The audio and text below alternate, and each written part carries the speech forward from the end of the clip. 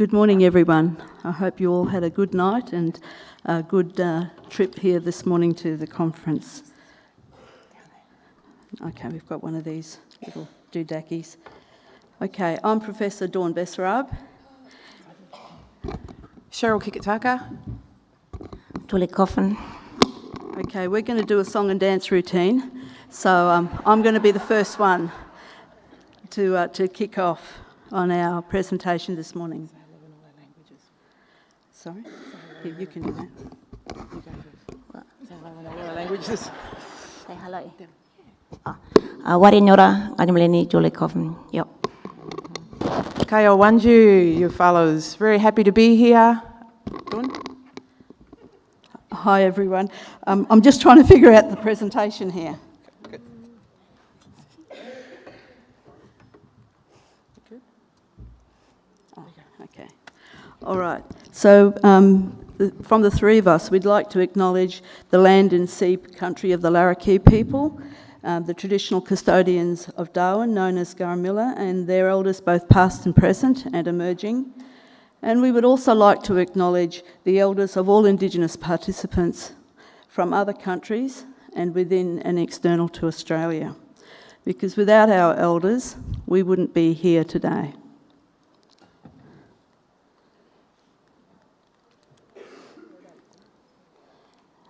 Maybe the battery's a bit flat. Oh, hang on, okay. I think this is the next slide. Just a little bit about myself, because I think it's always really interesting when you're working with people. And I'm a researcher, but in my past life, I did do a lot of community development back in my own community. And whether you're a researcher or you're a community development worker, it's always really important to let people know who you are in the mix, rather than just coming in. So I'm just watching my clock here. So it's really important to let them know. So this is the position from which I speak. As you can see on the map, I'm Bard on my father's side, saltwater people, Injabundi on my mum's side, and we're desert country people. This is what I do. And I'm currently living in Perth, but I was born in Broome and grew up there for a really long time. So what you see here isn't what I started out as. This is a process over years of capacity building by people from other walks of life, telling me that I could be something and someone. But a lot of our kids, when we grow up, don't always know that.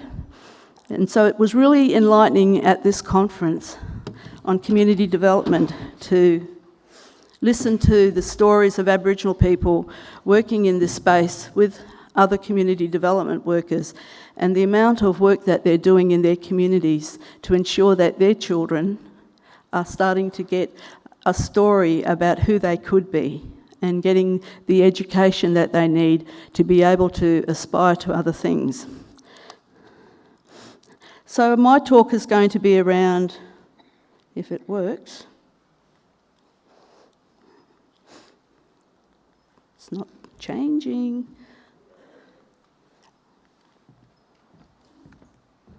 What am I doing wrong? No, nothing. Oh, okay. So, you know, our presentation is about preferencing an Aboriginal lens. And the question that comes up a lot of times in the work that I do is, can non-Indigenous people work with Aboriginal people? Are we able to do that? So my talk is about, you know, what does it mean to preference an Aboriginal lens, and can anyone do that? So whilst there's been a notable upsurge in the application and use and valuing of Indigenous knowledges by workers and researchers in areas of health, research, community development, which is great and it's commendable, and it shows that we have come a long way, but we still have a lot of ways to go. And so I guess there is a requirement for us to ask, by who? Why are we doing this work, and how are we doing it? And more importantly, what is the outcome of what we do?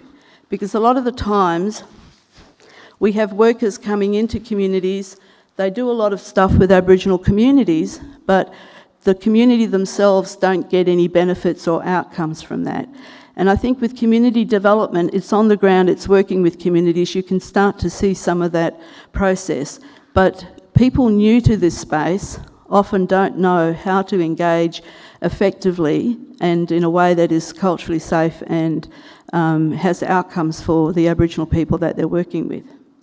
So there is a requirement for us to be vigilant in the way in which Aboriginal knowledges are being, I'm working from my left side, are being applied and translated, and that the outcomes meet the needs and benefits of the Aboriginal community which owns the knowledge, not the outcomes meet the needs of the government or the systemic structures in which we're working, in which we're located.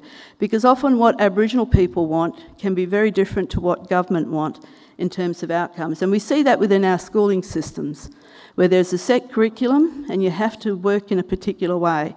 And there's very little space for cultural ways of knowing, being and doing, and particularly our kids who come from the community. And in the conference yesterday, one of our speakers had 6 languages, Aboriginal languages, and of which English was the 6th. So there is an assumption that, our children, Aboriginal children, will all speak standard Australian English as a first language, which isn't often the case. Even those of our children who grow up in urban areas, they speak an Aboriginal English, which is quite different to when they hit the schoolroom and all of a sudden they're having to think differently and use different languages. And their own cultural knowledge, there's no room for that because they have to work in white Western ways. Try pointing it up towards there. Click. Otherwise, just say to Emma, next slide. Next slide, please. Thank you. Much easier. The other thing about anyone can do it, I think, as I've said, positionality is extremely important, and knowing who you are in the relationship and the process is essential, because you might know and ask the Aboriginal people and the community about who they are and what they want and where they come from, but you fail to tell them who you are, because it's about relationships. It's not about your position as a community development worker or a researcher or a social worker or whatever. They want to know who you are as a human being. So it's a human-to-human relationship. And often people forget to introduce themselves.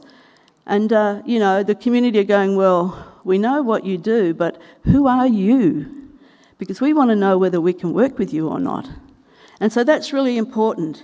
So non-Indigenous workers, I think, can apply an Aboriginal lens, but they need to work from their own standpoint. They can't work from an Indigenous standpoint because they're not Indigenous. You don't have the lived experience of an Indigenous person and what that means. You have the lived experience as a non-Indigenous person. So it's really important to be mindful to note, who am I in this relationship? What can I do? What can't I do? And how do I work with the cultural mores, the cultural nuances that are in this community? So if you're working from your own standpoint, then it's really important that you let people know where you come from and what your intent is and what the purpose is, and that you listen to the elders. So moving on from that, so to preference an Aboriginal lens is to move from the edge to the centre. And it's really important, as we know, we've heard throughout the last 3 days, to include Aboriginal people and their community in the process from the very beginning, not as an afterthought where someone thinks, you know what, it'd be a really good idea to get an Aboriginal person in here, or maybe we need to go and speak to the elders after we've already decided what we're going to do. And I think this is really important because what I see happening a lot is that Aboriginal people's involvement should not be used to rubber stamp the process and then to authenticate the cultural security of the program. And often we see that elders and even our local Aboriginal people at the community level are being used to rubber stamp something. Well, we do have an Aboriginal person working with us, but how are they working? Sorry. I brought my phone up here to keep time and I'm already running out of time. So very quickly I'll move on. Next slide, please. But that's important to remember that. So whose knowledge and who benefits? You know, we talk about intellectual appropriation and translation. So because elders and communities may share their knowledge with us, does it make it ours? I think not. Yet we still have people taking the knowledge and talking about it as if it is theirs, and they have a right to do so. Publication of literature, pamphlets, and creation of products. We need to acknowledge the source, even if people don't contribute to the writing of the paper. And I don't know how many conversations I have with my colleagues around, well, we asked them if they wanted to write something or to even read and feedback, but they haven't done it, so should we include them? Yes, we should, because Aboriginal people may not contribute to the writing, but you couldn't write the paper if they hadn't contributed their intellectual property. So we need to make sure, thank you. So intellectual property has authority over the written word, and we need to include them as authors. Now, not everyone wants to be an author, but we need to ask, how would you like to be included in this paper? And this is what we're talking about. Have we got it right? So that's really important. Benefits. Who benefits from the knowledge sharing is another consideration, because elders are really free, elders are really generous. You know, they will share. But we need to make sure that the benefit is going to go back to the community and that it has a purpose, that it's not going to benefit us. How many times have we heard people come in here, they take our knowledge and then they come back as a PhD, a professor? You know, what about us? And I would love the university system to change where we can include our elders who act as our cultural guides as associate or associate PhDs, because they do as much work as the student does in terms of informing and letting them know about the cultural knowledge that the person might be writing about. So that's an advocacy thing, people, you know. Start pushing universities to recognise our elders who work with our students to get PhDs, both Indigenous and non-Indigenous, and that they get recognised in the process. So, next slide.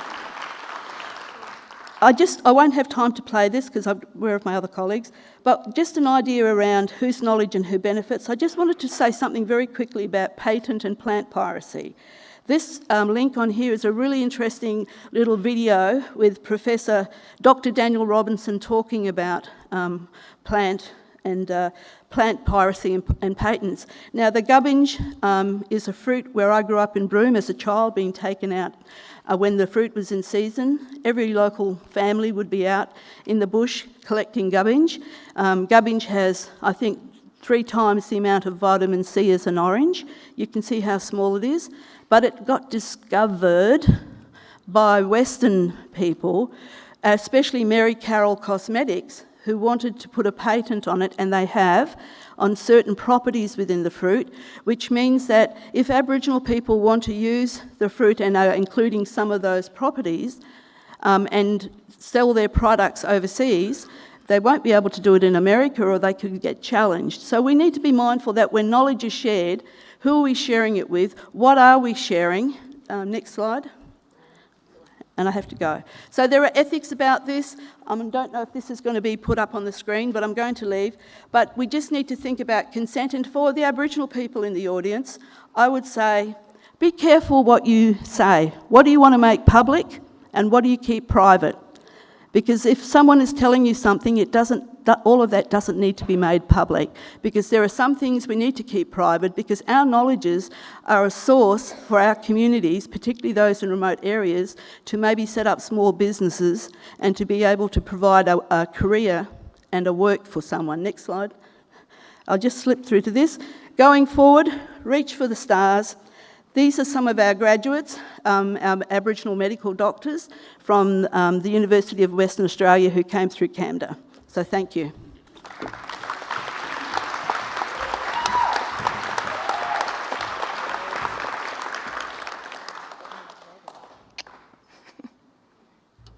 Click.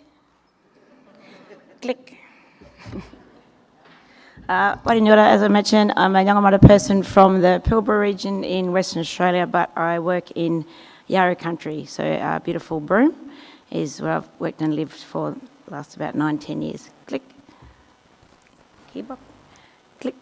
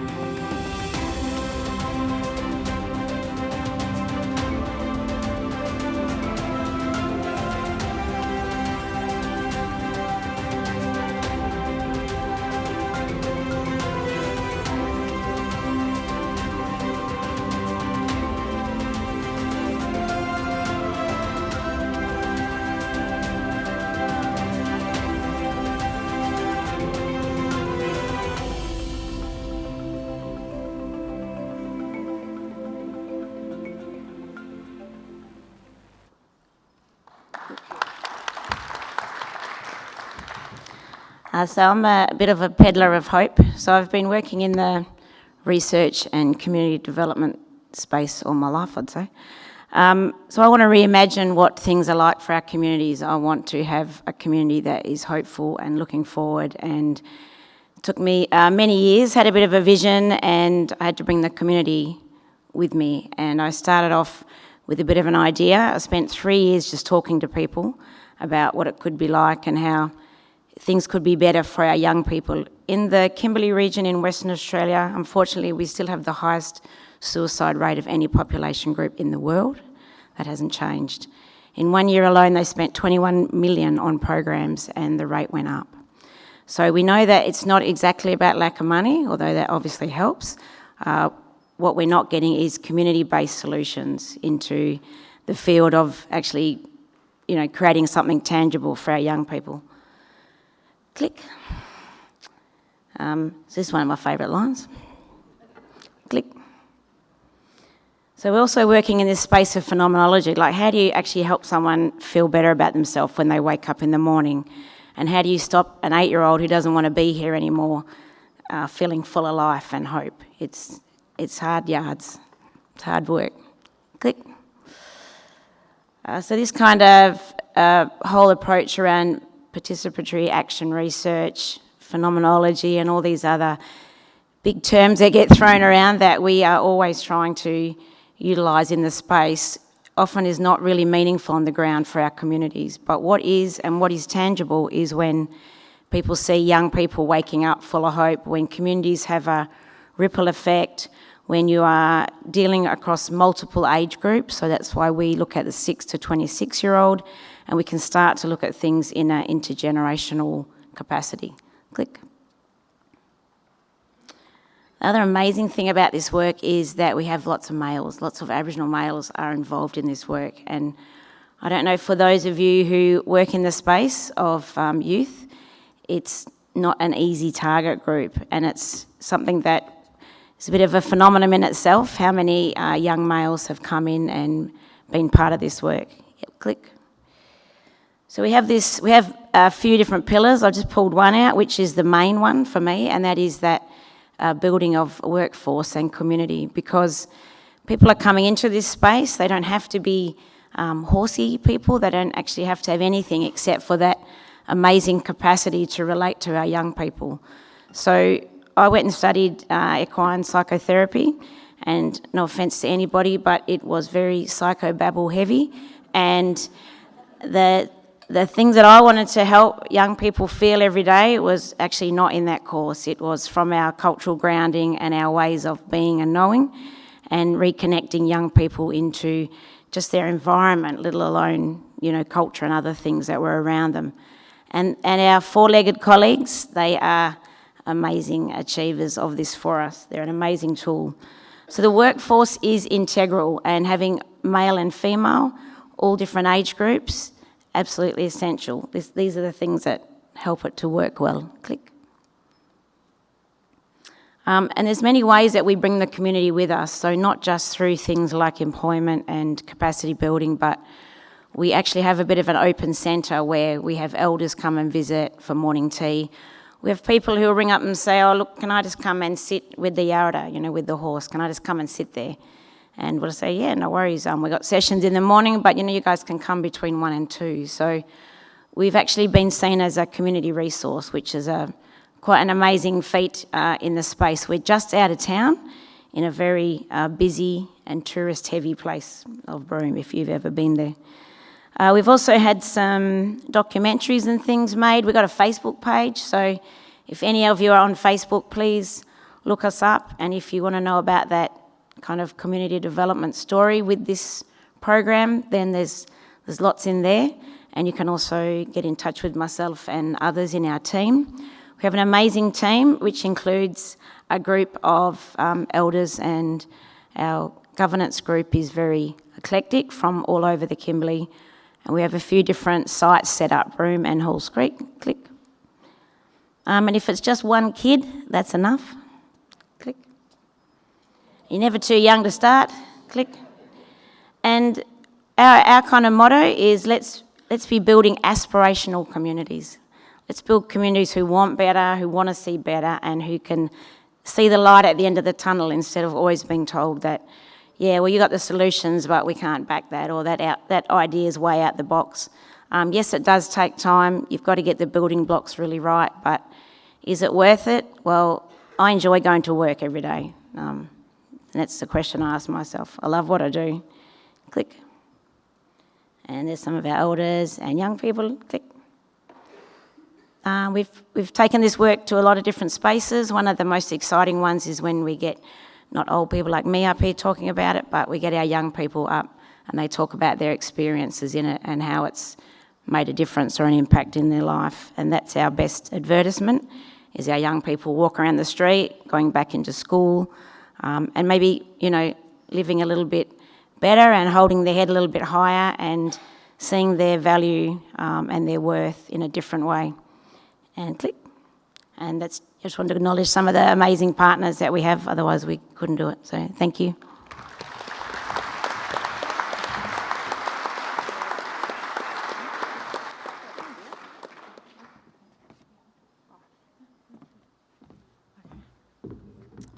So, Kaya everybody, I was going to get you all to stand up and do a 5K run while I get up and speak, but I won't do that. Can I get the next slide, please? Thank you.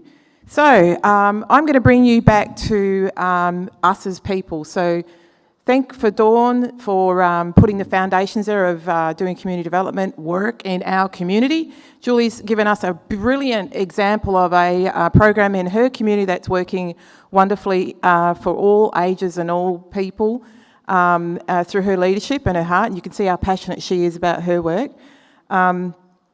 This slides that I'm going to speak to you about is us as people working in this space. So first of all, I need to correct our presenters. The book is called Maya Maya. It's a Noongar word meaning home. We wrote this 7 years ago. We're possibly going to do another edition of it.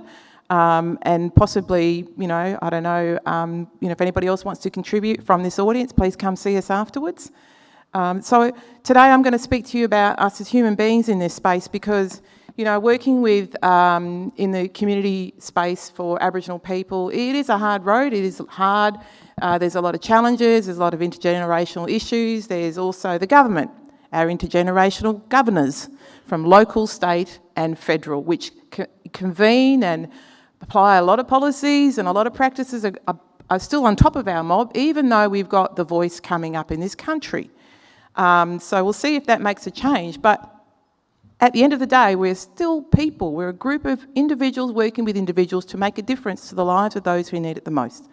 And in that sense, they're also making a difference to us as human beings who are sharing and giving and hoping and helping the inspirational aspirations of people that we're trying to help. I too, like Julie, work with youth. I work in a university as a researcher, but I'm also a community practitioner in my own organisation that my father started, and I've been doing it forever. That's why I look so tired all the time, you know, but I love it. The kids keep me, they're my medicine. They make sure that the Aboriginal world in the university that I work in makes a difference to me, you know, and to the lives of the people. And the kids always say, oh, Cheryl, you do so much for us. You know, I've got my compassion and my sympathy, just like everyone else. But the thing is, I am one of those kids. I grew up exactly like them. From a poor family, I still have a very poor family. You know, we spread our wealth, you know, which is our people and our kids, not just the money, with everybody. So life for us is really, is always ongoing, and it's hard, but it's fulfilling. It's really fulfilling. So when a child comes up to us and says, you do so much, well, actually, you give back to us. Is that right, Uncle? You fill our hearts. We have a murj court, which is our good heart, and you fill it. So you're giving back to us, and community for us is all about reciprocity. I give to you, you give to me. This lovely sister over here said I look like her sister from New Zealand. So we took a photo. She's like, oh my God, this is a crazy woman. Yes, I am.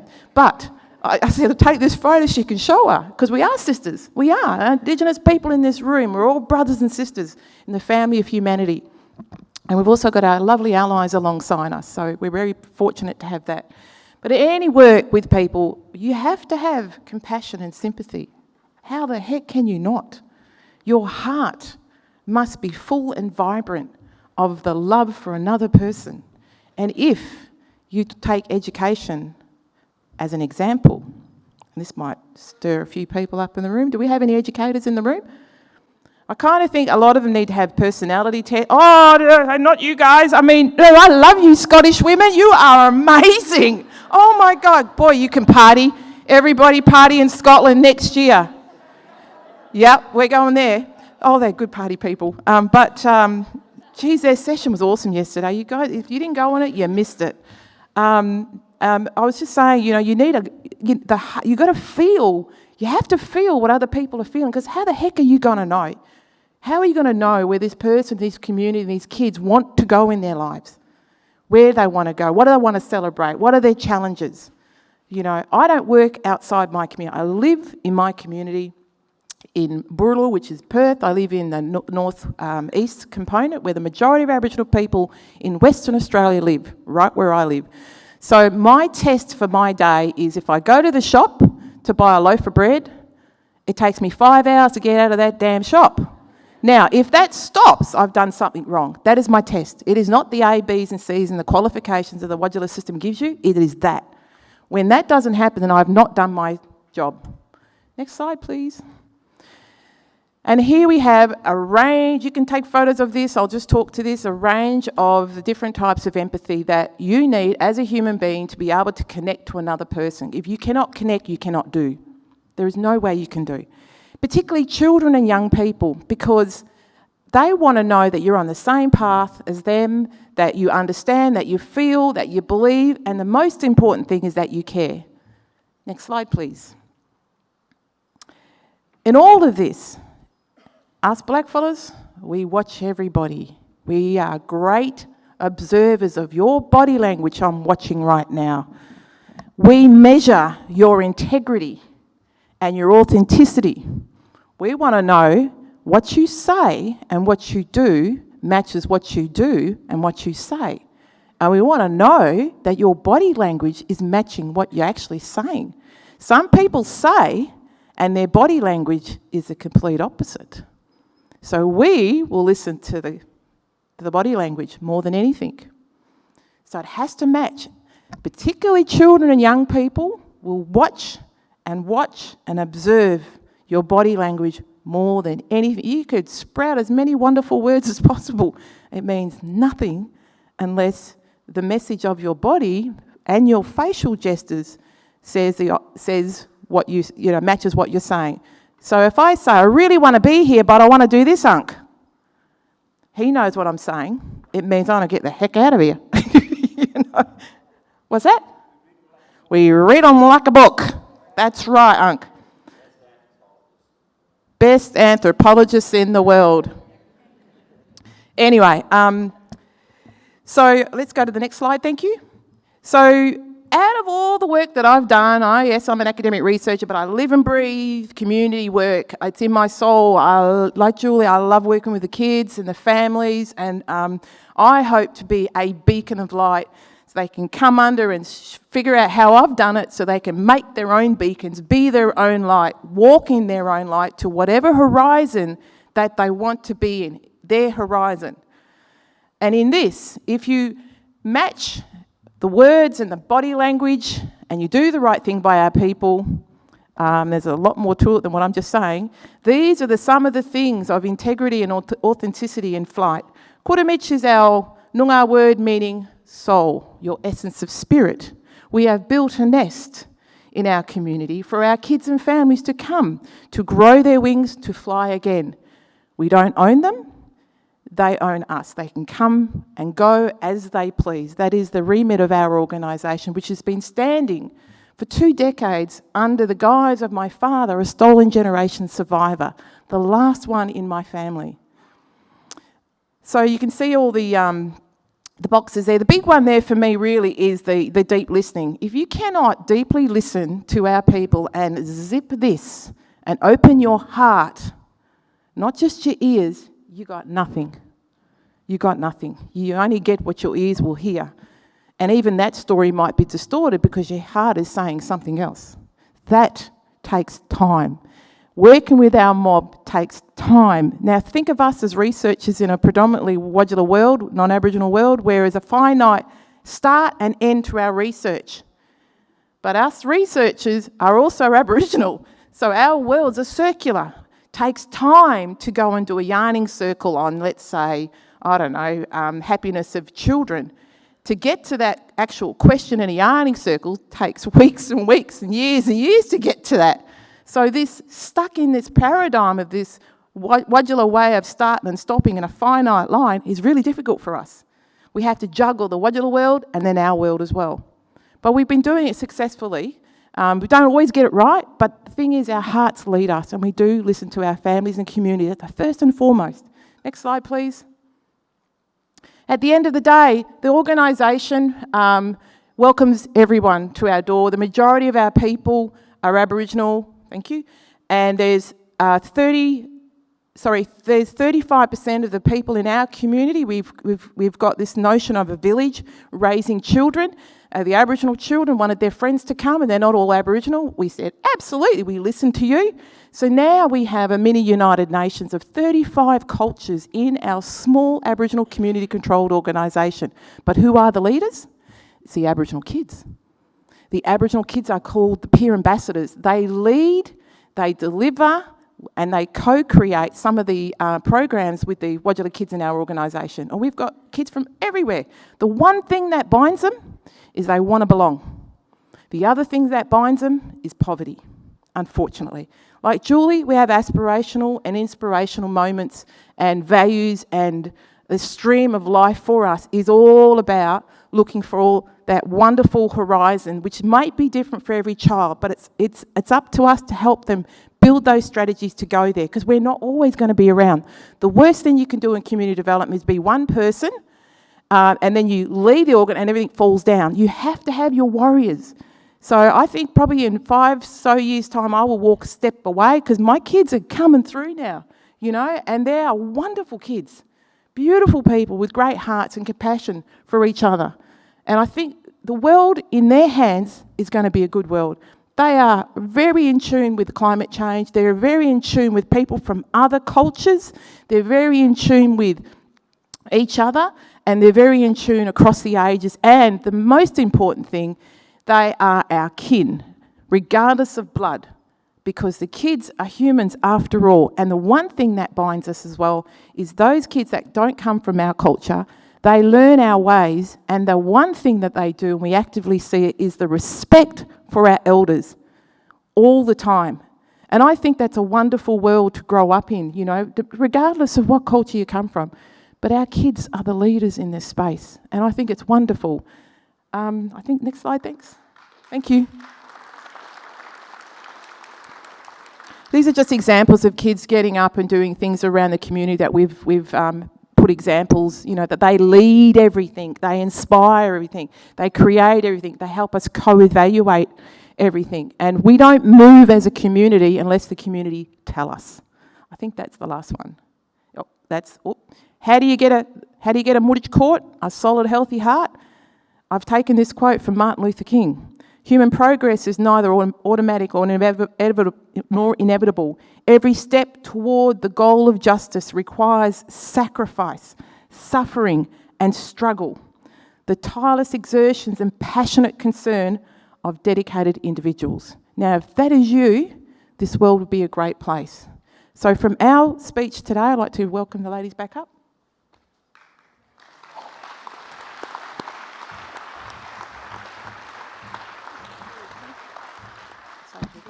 We just want to thank you all for being here with us today. We really appreciate everyone's words of wisdom and all the sessions that we've been through, but most importantly, the hearts that we've seen and we've shared with everybody today. Thank you very much. Thank you for all your offerings and words. I've really enjoyed listening and being able to offer something back into the space.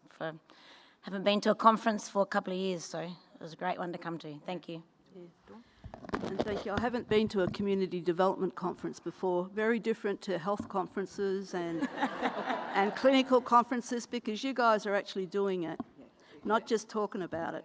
And I really give a big shout out to the Northern Territory, the Land Council, and the work that they've been doing in supporting and building the governance capacity of the Aboriginal communities around here. You guys are doing a fantastic job. We need to take that back to WA. Thank you.